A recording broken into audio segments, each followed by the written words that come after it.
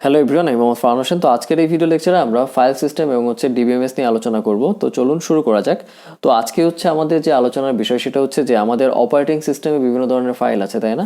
যেমন doc file, text file, excel file. তো এই ফাইলগুলোতে আমরা কি করি? এই ফাইলগুলোতে আমরা ডেটাগুলোকে স্টোর করতে পারি। ওকে, তো ডেটাবেস ম্যানেজমেন্ট সিস্টেমে কি এমন অ্যাডভান্টেজ আছে যে আমাদেরকে এই ফাইল সিস্টেম থেকে ডেটাবেস ম্যানেজমেন্ট সিস্টেমে মুভ করতে হচ্ছে? ওকে, তো সেটাই আমরা আজকে আলোচনা করব। তো শুরু করার আগে আমরা ফাইল সিস্টেমের সংজ্ঞাটা দেখে নিই। তাহলে চলুন সংজ্ঞাটা দেখি। যে file system is a method and data structure that the operating system uses to control how data is stored and retrieve. Okay, তো ফাইল সিস্টেম মূলত অপারেটিং সিস্টেম ব্যবহার করে থাকে। এটা একটা মেথড যে কিনা ডেটাকে স্টোর করতে এবং রিট্রিভ করতে সাহায্য করে, মানে কন্ট্রোলিংয়ের ক্ষেত্রে। ঠিক আছে, এটা মূলত অপারেটিং সিস্টেমকে সাহায্য করে থাকে। ওকে, আচ্ছা, তো এটা একটু ভালো করে বোঝার জন্য আমরা এই দুইটা ডায়াগ্রাম যদি একটু খেয়াল করি তাহলে সেটা দেখা যাক। তাহলে ধরুন যে আমাদের কাছে একটা ফাইল আছে এক্সেল। তো এই এক্সেলে আমরা কি করি? ডেটাকে স্টোর করি, তাই না? এখন এই এক্সেল ফাইলকে যদি আমরা সেভ করি তাহলে সেভ কোথায় করব? হার্ড ডিস্কে করবো, রাইট? তাহলে এই সেভিংয়ের ক্ষেত্রে প্রথমে ফাইল সিস্টেম, দেন হার্ড ডিস্ক। ঠিক আছে, যদি মাধ্যমটা আমি বলি যে এক্সেল প্রথমে ফাইল সিস্টেমের কাছে আসবে, ফাইল সিস্টেম দেন হার্ড ডিস্কে এটাকে স্টোর করবে। ওকে, আবার যদি এক্সেল থেকে আমি কোনো ডেটাকে রিড করতে চাই তাহলে হার্ড ডিস্ক থেকে আগে আসবে file system, then file system থেকে এক্সেলে। ওকে, তো এটা আর্কিটেকচার। আর যদি ডেটাবেস ম্যানেজমেন্ট সিস্টেমের কথা বলি তাহলে ডেটাবেস ম্যানেজমেন্ট সিস্টেমের ক্ষেত্রে আপনার ফাইল সিস্টেম একটা মাধ্যম। ঠিক আছে, যদি আমি ডেটাবেস ম্যানেজমেন্ট সিস্টেমে কোনো ডেটাকে স্টোর করতে চাই হার্ড ডিস্কে তাহলে অবশ্যই সেটা ফাইল সিস্টেমের মাধ্যমে স্টোর হবে। আবার যদি আমি কোনো ডেটাকে ফেচ করতে চাই তাহলে প্রথমে হার্ড ডিস্ক থেকে ফাইল সিস্টেম থেকে ডিবিএমএস এ যাবে। ওকে, আচ্ছা, তো এখন আমাদের যে আলোচনার বিষয়টা ছিল সেখানে একটু ব্যাক করি যে আমরা ফাইল সিস্টেম এবং ডিবিএমএস এর মধ্যে একটা পার্থক্য বা ডিফারেন্স দেখতে যাচ্ছি। ওকে, তো এই ক্ষেত্রে আমি একটা বেসিক একটা এক্সাম্পল দিয়ে শুরু করি। যে ধরলাম আমাকে কেউ একজন একটা কাগজে কিছু ডেটা দিয়েছে। ঠিক আছে, ধরলাম এটা একটা কাগজ। এখন এখানে ডেটাটা ধরুন এরকম যে 1 নম্বরে থাকবে একজনের নাম, ধরলাম আমার নাম। আর পাশাপাশি থাকবে ধরুন অ্যাড্রেস দিলাম ধরুন XYZ। এরপরে ধরলাম যে আরেকজনের নাম হোসেন।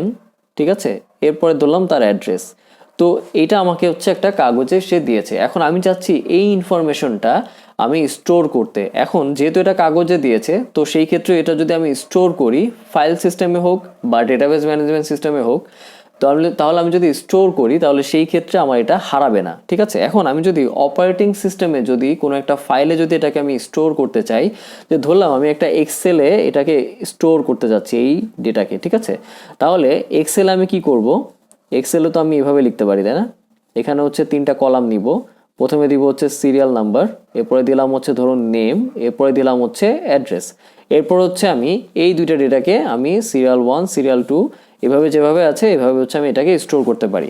আর আমি যদি ডেটাবেস ম্যানেজমেন্ট সিস্টেমে এটাকে আমি স্টোর করতে চাই তাহলে অবশ্যই এটা আমি একটা টেবুলার ফর্মে স্টোর করবো, তাই না? আমার কাছে একটা টেবিল থাকবে, এখানে সিরিয়াল নাম্বার দেওয়া থাকবে, এখানে থাকবে নেম, আর এখানে থাকবে অ্যাড্রেস, রাইট? আচ্ছা, এখন যদি আমরা এদের বেসিক ডিফারেন্সটা যদি বের করতে চাই তাহলে এই সিনারিওতে সেটা বলা মুশকিল, কারণ এখানে কিন্তু ইজিলি এক্সেলও দুইটারও ইনসার্ট করা গিয়েছে এবং এখানে কিন্তু ডেটাবেস ম্যানেজমেন্ট সিস্টেমে দুইটারও ইনসার্ট হয়েছে।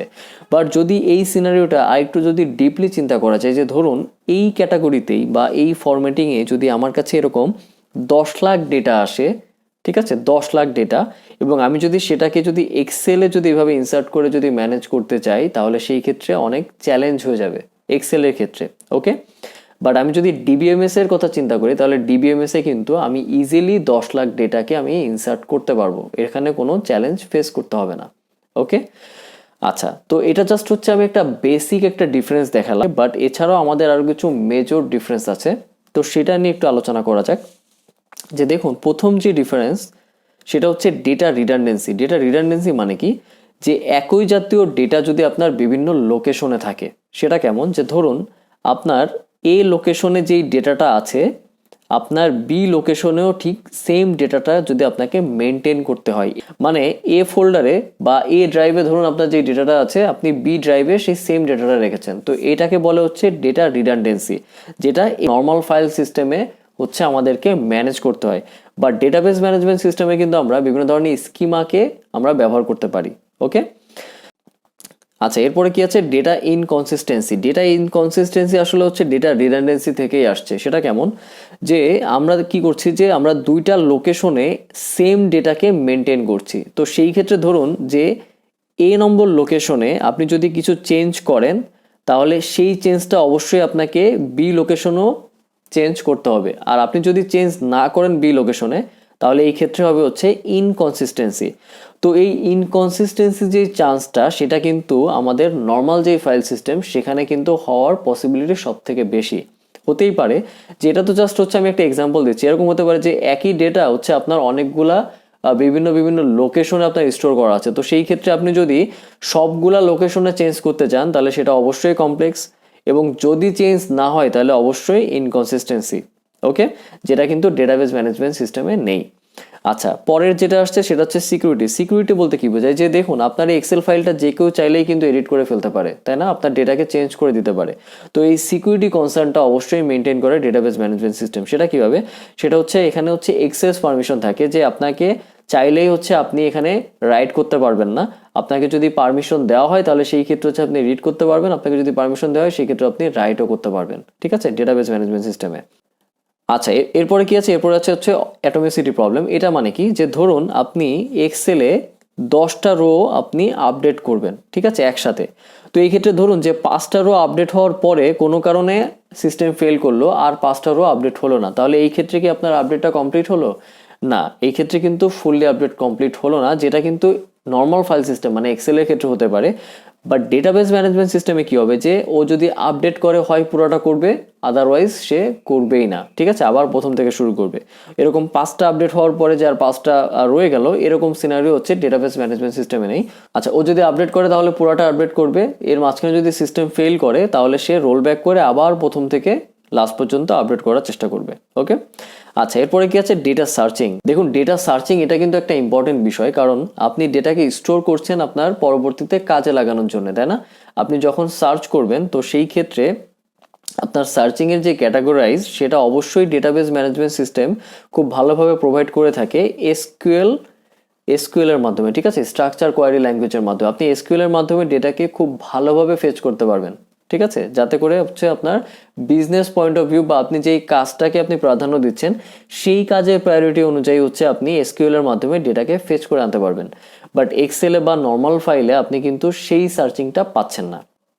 আচ্ছা, এখন সর্বশেষ যে পয়েন্টটা, যে আপনার কখন এক্সেল ফাইলে হচ্ছে ডেটাকে স্টোর করতে হবে এবং কখন হচ্ছে আপনাকে ডেটাবেস ম্যানেজমেন্ট সিস্টেম ইউজ করতে হবে। দেখুন, আপনার যদি ডেটা কম থাকে তাহলে সেই ক্ষেত্রে অবশ্যই আপনার জন্য এক্সেল বেটার। আপনাকে কস্ট বেয়ার করে হচ্ছে ডেটাবেস ম্যানেজমেন্ট সিস্টেমে যাওয়ার কোনো দরকার নেই, কারণ ডেটাবেস ম্যানেজমেন্ট সিস্টেম হচ্ছে অনেক costly compare to normal file. Okay, তো সেই ক্ষেত্রে হচ্ছে যদি আপনার ডেটার লোড অনেক হয়ে থাকে, আপনাকে যদি অনেক ডেটা ইনসার্ট করতে হয় বা আপনাকে যদি অনেক ডেটা স্টোর করতে হয়, তাহলে অবশ্যই আপনাকে ডেটাবেস ম্যানেজমেন্ট সিস্টেমে যেতে হবে নর্মাল ফাইল সিস্টেম থেকে। ঠিক আছে, যেমন এক্সেল, ওয়ার্ড, এগুলোকে বাদে। তো আশা করি আপনারা সবাই বুঝেছেন ফাইল সিস্টেম এবং হচ্ছে ডিবিএমএস এর মধ্যে পার্থক্য। এরপর যদি আপনাদের কোনো প্রবলেম থেকে থাকে আপনারা আমাকে মেল করতে পারেন, আমি অবশ্যই মেল ব্যাক করার চেষ্টা করব। ধন্যবাদ সবাইকে।